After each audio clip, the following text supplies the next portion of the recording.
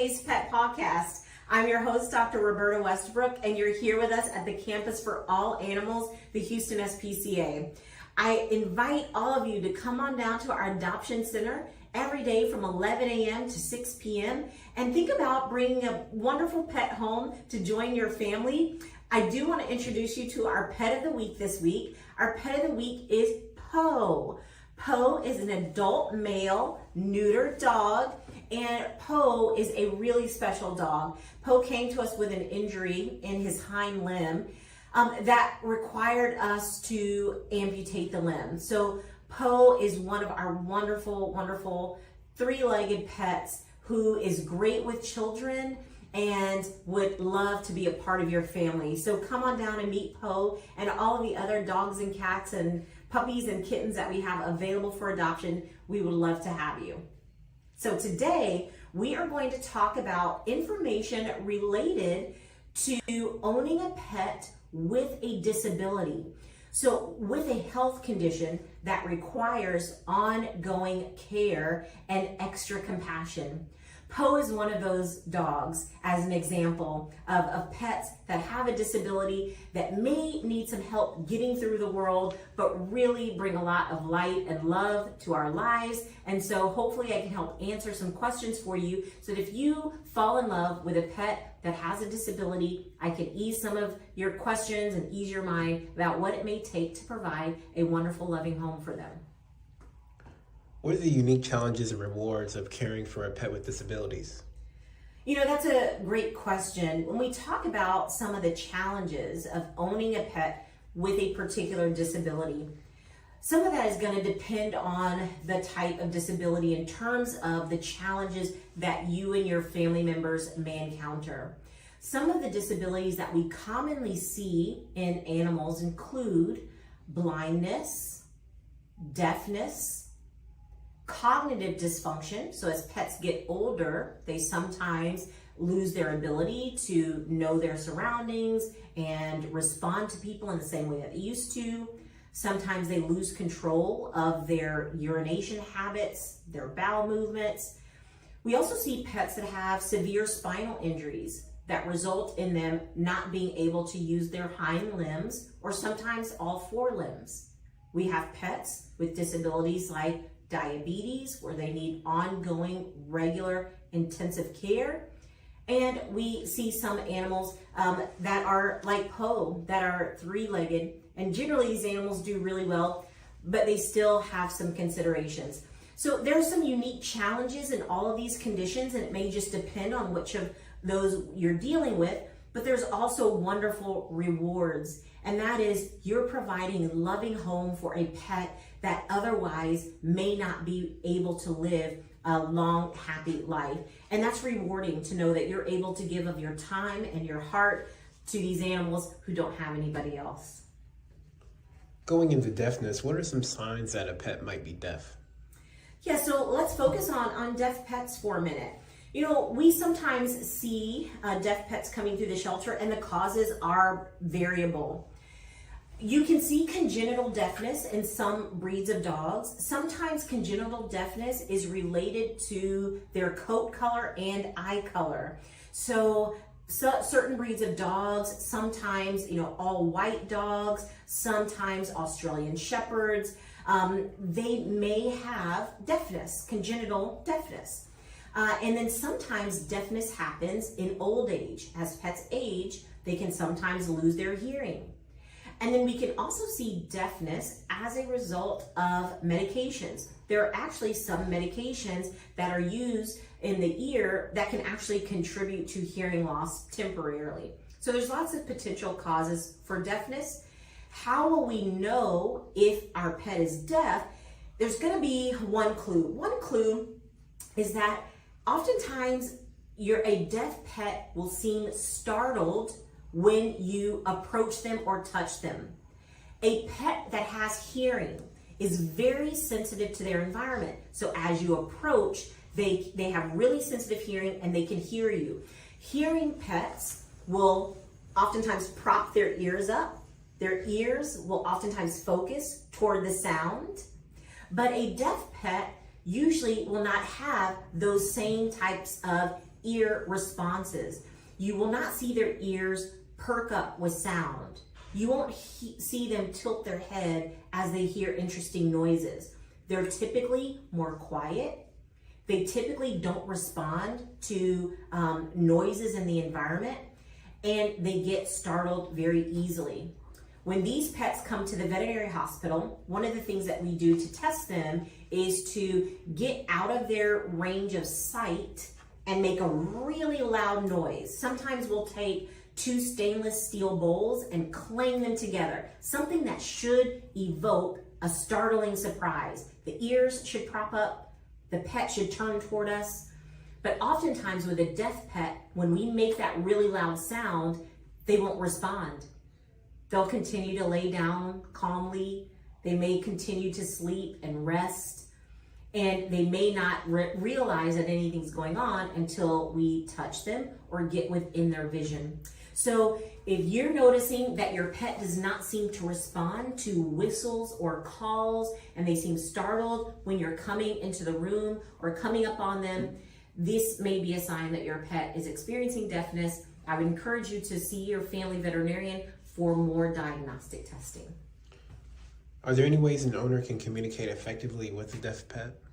Yes, absolutely. So if your pet is deaf, there are still ways that you can communicate well with them. And oftentimes these ways will create a really close bond, because now you're having to be within your pet's sight for them to be able to understand what you need them to do many times. So one of the things that you can do to communicate with your pet is start some visual clues, some visual hand signals, so that you can teach them what you need them to do in terms of things like sit or stay or come. All of these can be taught to your pet with visual clues. You can also use tools such as vibrating collars, which are separate from collars that shock dogs. They vibrate, and in this way, you can have a remote control that can get your pet's attention through a vibrating collar when you are not within their sight. These ways can certainly help you to continue to communicate with your pet and still have that bond that you would like to have with them and keep them safe. Moving into blind pets, what would you say are the most common causes of blindness in pets? Right, so there's a couple of different causes of blindness in pets. Probably one of the most common causes that we see are pets that are older in age and that may be developing cataracts, for example. Cataract is an opacity of the lens in the eye, and it prevents vision. It prevents your pet from being able to see. And so we do see those in older age pets just due to age. Sometimes we see it in pets that are diabetic, particularly dogs that are diabetic, that especially if the diabetes is not being regulated well, they can develop cataracts secondary to diabetes. We do see blind pets that actually are not able to see because they have had their eyes removed. So we see a lot of trauma, and in some cases, it's more common in kittens than in puppies or dogs, but we can have kittens that have suffered really severe eye infections. Sometimes those eye infections will cause ruptures of the eye, and when the eyes rupture, they need to be removed. And so we've had several kittens over the years that have had to have both eyes removed because of severe infection, and so they're growing up blind. And so there's lots of potential causes, but certainly doesn't mean that they can't live a long, happy life. How can owners help their blind pets navigate their environment safely? Yeah, so you may be concerned that if my pet is blind and I bring them into my household, how can I keep them safe? Well, the first thing that you can consider is limiting the space that your blind pet is in. So that if this is a new pet, they're going to have to learn their current environment. So what this means is bring them into your home, give them a limited space that they can navigate, show them in the manner of physically place them near their food and water bowl. They will use their sense of smell, and they can use their sense of hearing to kind of gauge where they are in the room. So you want to show them where their food and water bowl is. You want to show them where a resting place is. and you want to help them to follow you around that space. Oftentimes what you can do is tie a leash to their collar, tie the other end of the leash to your belt loop, and then as you navigate around the home, your pet can follow you. They can learn those patterns. So you want to keep them in a environment where everything stays the same. That way, you don't want to move furniture, you don't want to move food or water bowls, you don't want to move their resting place. Everything needs to stay in the same place so that as they learn their environment, they're not going to run into things if there's a piece of furniture or something that's out of place. Moving into paralyzed pets and wheelchairs, how would a wheelchair improve the quality of life for paralyzed pets? You know, it's important to be able to feel independent for our pets. They want to be able to follow you around the home. They want to be able to take themselves outside to play or to eliminate. And so having a wheelchair can be a wonderful way to instill confidence in paralyzed pets and give them the freedom, ability, mobility, and self-reliance that they may need to live a long, happy life. So wheelchairs can be very important in providing that. Typically, for pets that are paralyzed, a wheelchair can, again, help them get around. It's important that you talk to your family veterinarian so that you can get the wheelchair fitted appropriately for the pet so that it's comfortable for them. They can use it really well, and it's going to be easy to get in, easy to get out, and that your pet is going to be able to navigate multiple terrains with that particular wheelchair. What are some success stories of pets thriving in wheelchairs that you know of?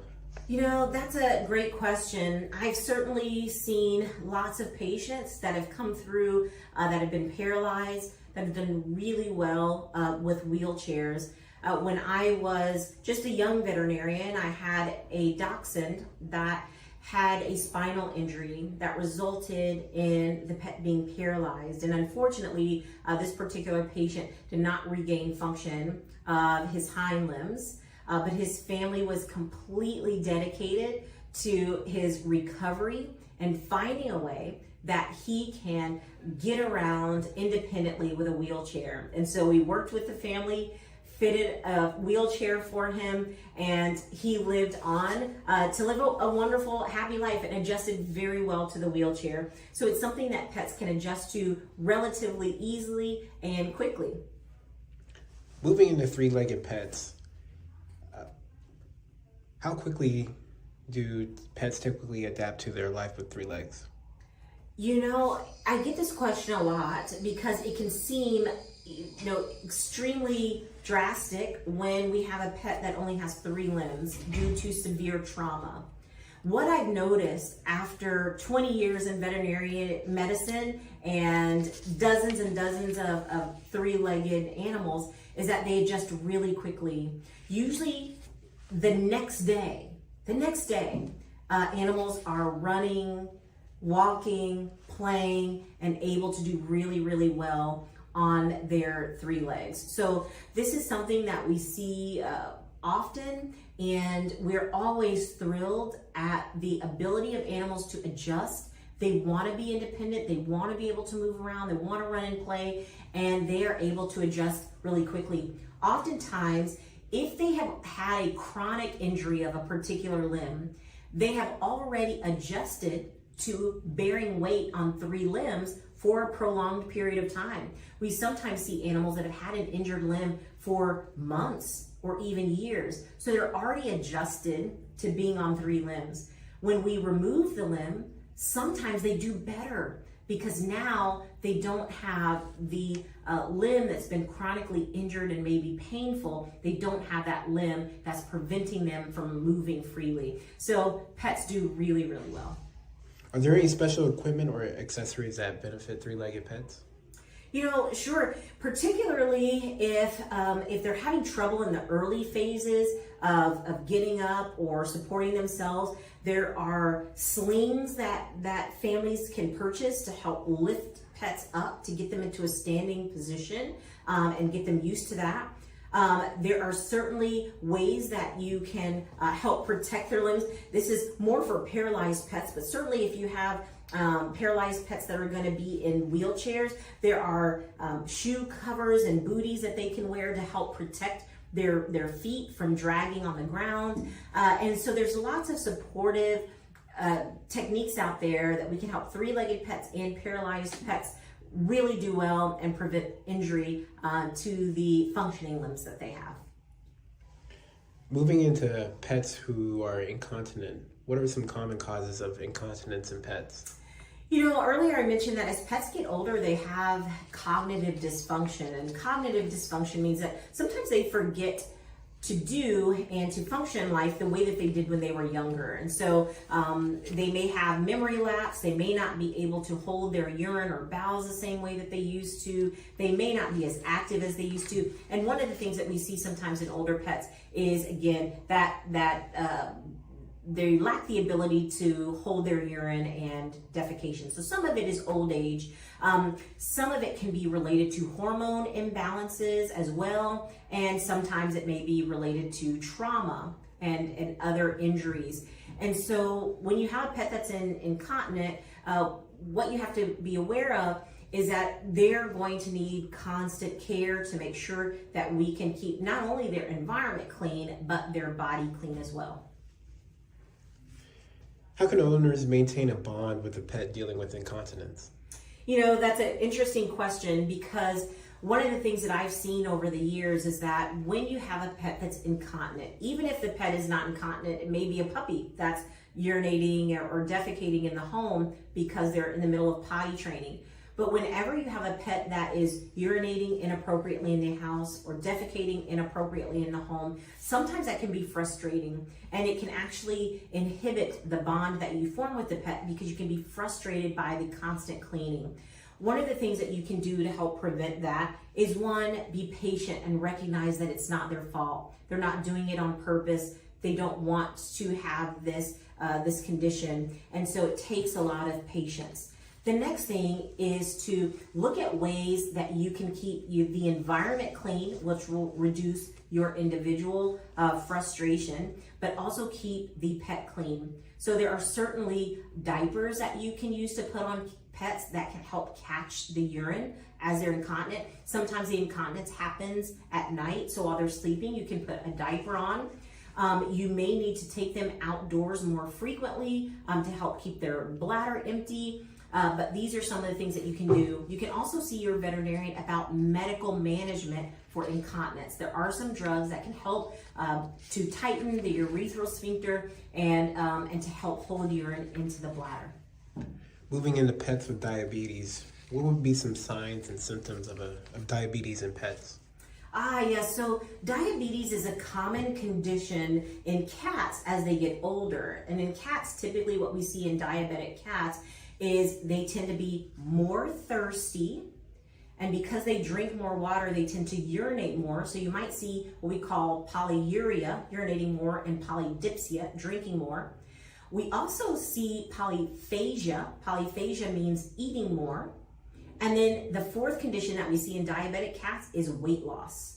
And so you may see a cat that's eating more, drinking more, urinating more, but is still losing weight. And so sometimes that can be indicative of diabetes. And it's important that if you see those signs, that you contact your family veterinarian. Dogs as well will also tend to want to eat and drink more, but will tend to lose weight and have some muscle wasting. How can owners manage their pet's diabetes through diet and medication? Right, so you said it. Those are the two staples of managing diabetes: having a really good diet and then using medication. So depending on the type of diabetes that your pet has, some are insulin dependent diabetics and some are non-insulin dependent diabetics.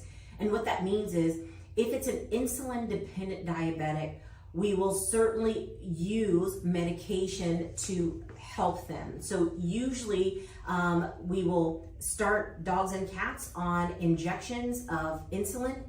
After you see your family veterinarian, they will put your pet on a protocol for giving insulin on a routine basis to help provide insulin. It's important to have insulin in the body because insulin allows the cells in the body to be able to use glucose for energy. So we need insulin to be able to have normal cellular metabolism. So there's definitely insulin that can be involved.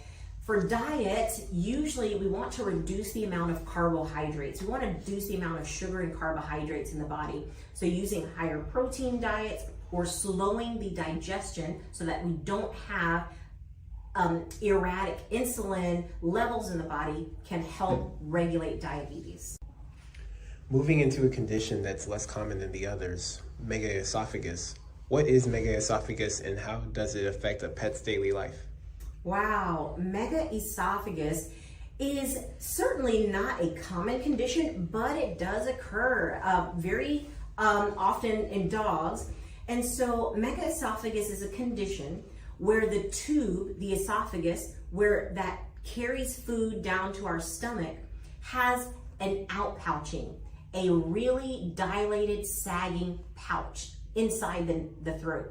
So as the dog eats food, or the cat eats food, the food gets caught in this pouch in the throat. And instead of going all the way down from the esophagus to the stomach, the food sits in this pouch. Well, the problem with that is that's not where digestion occurs. That's not where we're going to be able to extract the nutrients from the food. So as the food sits in the pouch, what winds up happening is as your pet gets active and they're walking and running through the day, that food comes back up. We call it regurgitation. They regurgitate their food. That can happen in the home, it can happen outside, it can happen at any time. But the big problem for the animal is they're not getting the nutrients that they need in their stomach and their intestines. So these pets tend to show up with symptoms of vomiting. Most of the time people will think that the pet is vomiting. Technically it's called regurgitation, but they may present with symptoms of spitting up food. They may be lethargic. They may be very thin. They may be very skinny because they cannot digest their food very well. And so that prompts us to look for more signs of maybe megaesophagus. How can owners modify the feeding methods for pets with megaesophagus? Right, so the goal with megaesophagus is to find ways to get food out of that pouch, past that pouch, and down into the stomach and into the intestines. The best way to do that is to use gravity. Gravity is our friend in this condition.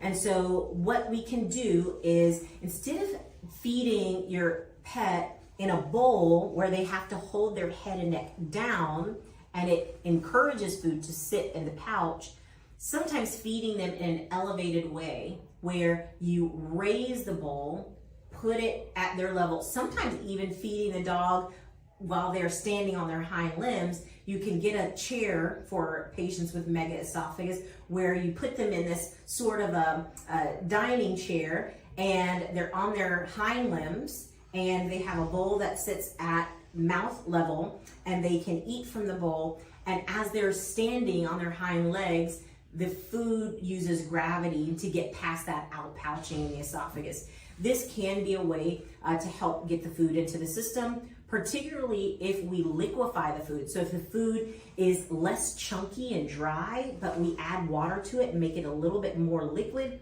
it does tend to get past that outpouching in the esophagus and into the place where we need it. What advice would you give to someone considering adopting a pet with disabilities? You know, adopting a pet with disabilities can seem intimidating at first.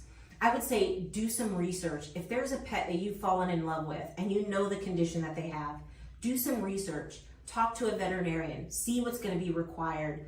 Take time, take some patience, take some research, and then go for it, because it's going to be both rewarding for you and the pet. We appreciate everything that you do by joining us here at the Pet Pawcast and giving us your continued support. we ask that you please come on down and visit us. You're part of our extended family. We couldn't do this without you guys who support us. So come on down to the Houston SPCA Adoption Center and look at all of the pets that we have available for adoption. We can't wait to see you here, and we'll see you next week on the Pet Pawcast.